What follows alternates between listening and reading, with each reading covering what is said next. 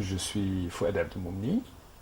Je suis militant pour les droits humains, la démocratie dans mon pays, le Maroc. Et je suis aussi actif dans le développement social au sens large et par-delà les frontières marocaines. Le makhzen est le terme par lequel on désignait l'État archaïque, l'État antécolonial au Maroc. Le makhzen est un terme dont est originaire le mot magasin en français, et il indiquait les réserves de l'État. Et il indiquait aussi les personnes en charge de la perception et de la gestion de ces réserves. Et puis, par extension, le makhzen est devenu l'ensemble des élites de l'État, que ce soit d'abord et avant tout le palais, le roi et son entourage immédiat, que ce soit les élites militaires, administratives, politiques, tribales, intellectuelles, proches et économiques, proches du palais. Est-ce que le makhzen est un pan distinct du pouvoir? Je m'explique. Est-ce que la monarchie peut survivre au makhzen et vice-versa? Alors, le makhzen est un terme qui, d'un côté, permettait de montrer tout le côté archaïque du pouvoir au Maroc, et d'un autre côté, permettait de ne pas nommer le centre de pouvoir qu'est la monarchie. Quand c'était trop dangereux de montrer clairement, d'identifier le centre de pouvoir et de le nommer comme responsable de la situation et des exactions dans le pays. La situation actuelle, si on se pose la question, est-ce que la monarchie peut survivre à l'autoritarisme? Je dirais, le Maroc est en train de vivre aujourd'hui les évolutions qui ont été connues par de très nombreux pays, en particulier en Europe, où certaines monarchies ont pu survivre en faisant leur mue, et d'autres ont essayé de se cramponner à l'autoritarisme et à l'absolutisme, et sont partis avec. Et donc, valeur aujourd'hui, nous voyons que la monarchie ne peut absolument pas continuer à se prévaloir de la dictature, d'un pouvoir absolu, hégémonique, théocratique sur le pays et sur les citoyens. Ces marges de manœuvre se sont extrêmement réduites pendant les 2 dernières décennies, mais elle continue jusqu'à maintenant de se cramponner au maximum d'autoritarisme qu'elle peut, et je pense qu'elle n'est pas suffisamment consciente que, en refusant de faire sa mue, elle risque son existence. Sur le dossier du Sahara, j'aimerais bien avoir votre analyse, et surtout votre analyse d'économiste, à savoir quel est le coût pour le contribuable marocain depuis le début de ce conflit, donc qui remonte maintenant à plus de 40 ans. J'avais fait une évaluation où je considérais que le Sahara nous coûte à peu près 7,5% de notre PIB. Si on considère que le PIB marocain se rapproche des 100 milliards d'euros annuellement, aujourd'hui, ça veut dire que nous perdons à peu près 7,5 milliards d'euros à cause du conflit du Sahara. Lorsqu'on y met le coût militaire, le coût des investissements civils qui n'ont pas de logique et de cohérence intrinsèque, le coût de la corruption généralisée au Sahara, que ce soit à travers les aides directes, que ce soit à travers les exemptions fiscales, que ce soit à travers les offres de postes de travail rémunérés et non effectifs, que ce soit, enfin, une infinité de choses. Les éléphants blancs, la création d'investissements économiques qui n'ont aucune cohérence, aucune efficacité, mais qui font bien, lorsqu'on y rajoute le coût de corruption internationale, que ce soit le fait d'ouvrir des ambassades dans des pays où il n'y a quasiment pas de citoyens marocains. Entre parenthèses, j'étais une fois au Pérou et l'ambassadeur et tout le staff de l'ambassade semblaient vaquer à accompagner une mission qui n'avait absolument rien d'officiel ni d'essentiel. Et je leur ai dit, mais quand même, vous devriez être occupé à autre chose. Ils m'ont dit, écoutez, au Pérou, nous avons, à part le personnel de l'ambassade, nous avons 5 citoyens marocains. Et parmi ces 5, 3 sont en prison. Donc, quand un Marocain arrive au Pérou, c'est déjà une très belle occupation pour nous parce que ça nous permet de vaquer à notre occupation principale qui est de montrer notre amitié à ces pays pour qu'ils votent à notre profit sur l'affaire du Sahara.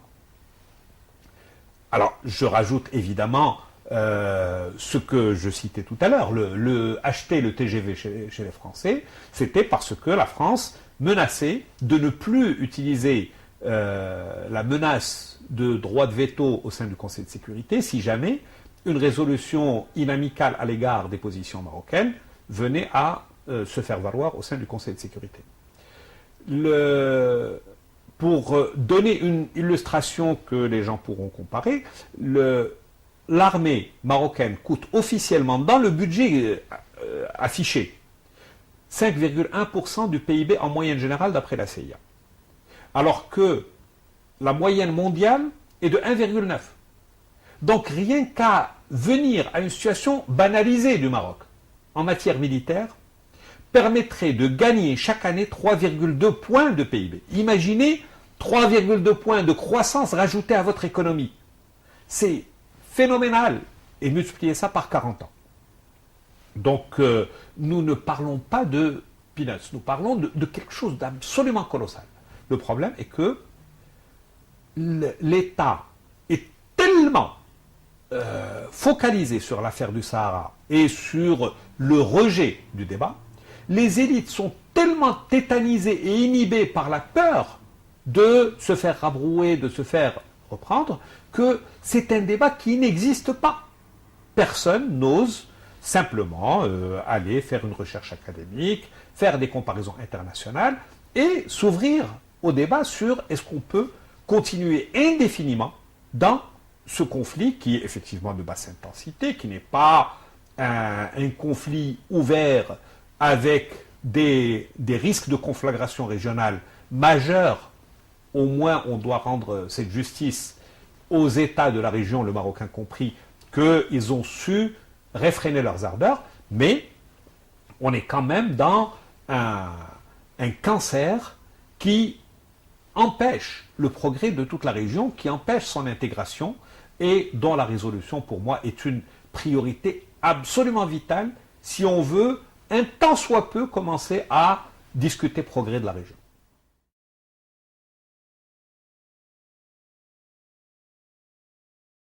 Je crois que l'origine est essentiellement dans le caractère un peu factice et un peu archaïque et dépassé de nos États. Les États de nos régions sont essentiellement des créations ou des recréations de la période coloniale. Donc, prétendre qu'il existe une entité historique, etc., c'est plus du discours qu'autre chose. Si, quand on fait une analyse sérieuse de l'histoire de l'État marocain, on voit que ça n'a jamais été un État avec des frontières scellées, avec une stabilité dans l'histoire longue, avec une composition stable, etc. C'était des seigneurs de guerre qui se marchaient sur les plates-bandes des uns des autres et on avait une récurrence des sécessions, des indépendances, des micro-États, des États qui changeaient, des dynasties qui se faisaient la guerre et ainsi de suite. Donc aujourd'hui, quand les gens sont en train de dire est-ce que tel parti fait partie réellement du Maroc ou de l'Algérie? Est-ce que le Sahara est une entité indépendante ou pas? Très sincèrement, je trouve que c'est un discours absolument suranné. Il est caduc.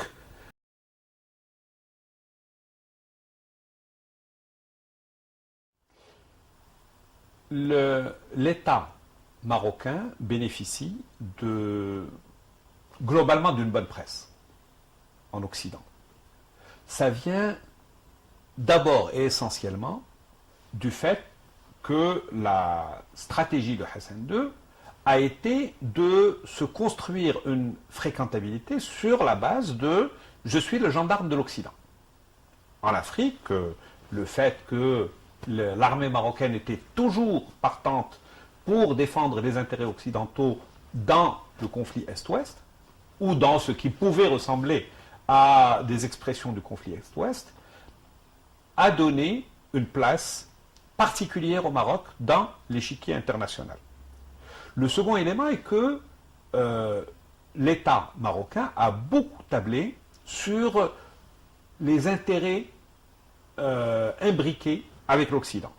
L'encouragement aux investissements étrangers au Maroc, la consommation massive de produits émanant de l'Occident, parfois des démarches de corruption plus ou moins directes.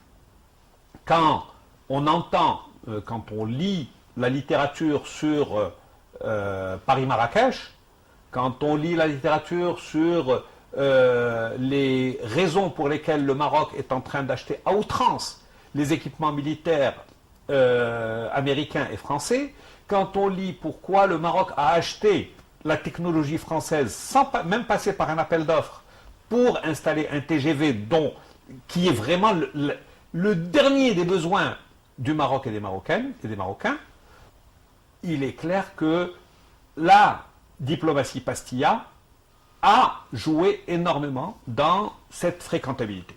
Ceci dit, il ne faut pas non plus se cacher le fait que ce n'est pas que de la propagande pure. Il a bien fallu que le régime fasse des concessions réelles, et la concession majeure pour moi, c'est lorsque le mur de Berlin est tombé et que, au discours de La Baule en 89 ou 90, François Mitterrand avait dit aux dictateurs africains, aujourd'hui, nous n'avons plus besoin de nous salir les mains en serrant vos pinces, donc soit vous entrez dans le rang, soit on vous lâche. Hassan II et Mobutu avaient quitté en claquant la porte, mais très vite, Hassan II est venu avec une stratégie de libéralisation sans démocratisation.